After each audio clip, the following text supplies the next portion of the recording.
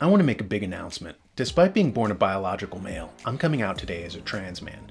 That means I'll be dedicating my life to having short hair, wearing pants, and walking with a swagger.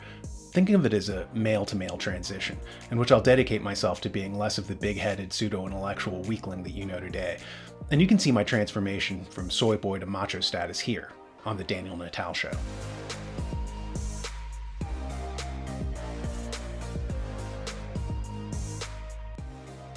We as a society are in a crisis. Both young and old alike crave virtue, but they don't understand exactly what it is. The etymological origin of virtue comes from the Latin root word vir, which means man. It's the same root word in virility, or werewolf, which comes from virwolf, or manwolf. So virtue basically means manliness. In other words, acting like a man. Of course, not everybody wants a society filled with strong, healthy, capable males. Aristotle in Book 5 of Politics, in his section entitled How Tyrannies Are Maintained, talked about how the tyrant is terrified of the male population.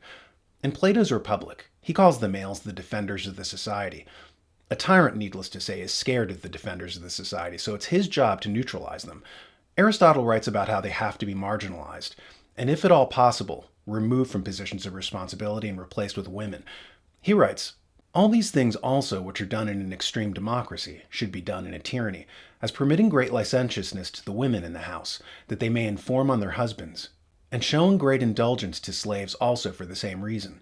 For slaves and women conspire not against tyrants, but when treated with kindness, both of them are abettors of tyrants. So it's a staple of despotisms that tyrants always have diversity programs to systematically remove the males from institutions. Aristotle also talks about how the tyrant discourages their association, breaks up their club, sends out informants to spy on them, etc. In addition, the tyrant also promotes degeneracy and vice. An ethical population will take him out, but if the people are as corrupt as he is, they have no moral high ground from which to attack him. Montesquieu says the same thing in the 1700s. In despotisms, schools are used to corrupt the morals. This makes for bad citizens, but good slaves.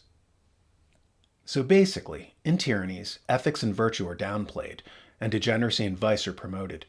Virtue, that is to say manliness, is stigmatized as toxic masculinity, and soy culture is substituted in its place. Which brings us to the article. Long-term soy consumption makes monkeys aggressive loners. In it, we read, their study took place over a period of 15 months and involved feeding different diets to groups of adult male macaques living in 9 stable social groups. The diets differed only in terms of the protein source the monkeys received. Casein and lactalbumin, no isoflavins.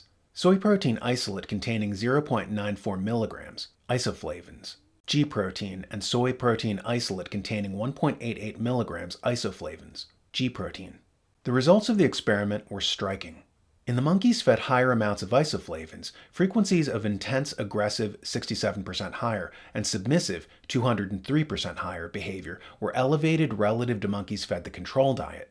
In addition, the proportion of time spent by these monkeys in physical contact with other monkeys was reduced by 68%, time spent in proximity to other monkeys was reduced 50%, and time spent alone was increased 30%. In The Fate of Empires, Sir John Glubb talks about how when empires begin, the emphasis on education is to turn out strong people, brave people, individuals committed to the manly virtues such as duty and honesty. Dishonesty, as Glubb points out, is a sign of cowardice because it demonstrates someone who is afraid to face up to the situation.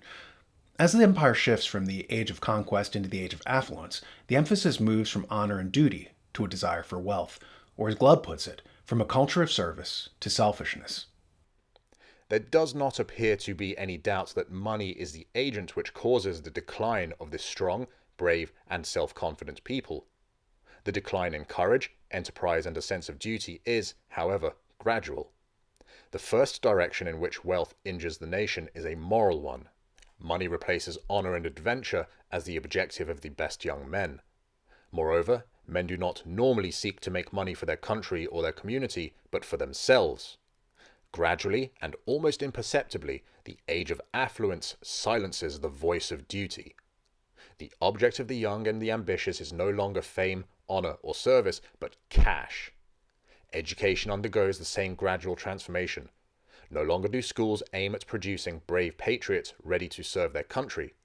Parents and students alike seek the educational qualifications which will command the highest salaries. The Arab moralist Ghazali 1058 to 1111 complains in these very same words of the lowering of objectives in the declining Arab world of his time. Students, he says, no longer attend college to acquire learning and virtue, but to obtain those qualifications which will enable them to grow rich. The same situation is everywhere evident amongst us in the West today. Aristotle kind of notices the same pattern that Sir John Glubb does. In politics, he talks about how in the first generation conquerors were manly, but their descendants were less so.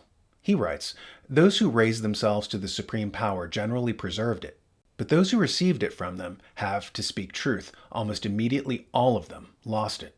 For falling into an effeminate way of life, they soon grew despicable, and generally were deposed." He adds, "Thus a general at the head of his army will endeavor to dethrone the monarch, as Cyrus did Astyages, despising both his manner of life and his forces for want of action, his life for its effeminacy." So basically, the effeminacy of the intergenerational ruling class draws scorn and hatred from healthy people. To try and survive, this class tries to normalize their dysfunction and weakness. They want it spread far and wide. If the people are strong, healthy, and virtuous, the corrupt ruling class is in peril. But if the population is just as corrupt as the despots, then they might hang on to power for just a little bit longer. Which is why we in America, one of the most manly civilizations in human history with the image of the cowboy, the explorer, the frontiersman, had our image supplanted by the new image of the soy boy. I mean, check out this juxtaposition of a Russian military recruiting ad with the new American military recruiting ad. Твоей новой жизни. Что ты знаешь о себе? На что ты способен? Вопросы могут остаться без ответов, но разве ты сумел знать себя? Познать границы своих возможностей? К черту границы, а без боя нет победы. Но на самом деле, главный враг — это задача выследить врага, догнать его, превзойти, стать лучше, чем он. It begins in California, with a little girl raised by two moms. I also marched for equality.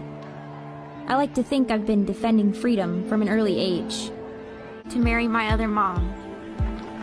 With such powerful role models, I finished high school at the top of my class, and after meeting with an Army recruiter, I found it. A way to prove my inner strength. I'm U.S. Army Corporal Emma Malone Lord, and I answered my calling. In closing, all I can say is, say no to soy. The elites stink. They hate it when we push their buttons. Help us to push their buttons by pushing our buttons, the like and subscribe buttons. Also, don't forget about the newamerican.com. Think of the magazine less as a newspaper than as a newspaper. You know, like the Greek nous, knowledge. Note to self, multilingual Greek puns don't work.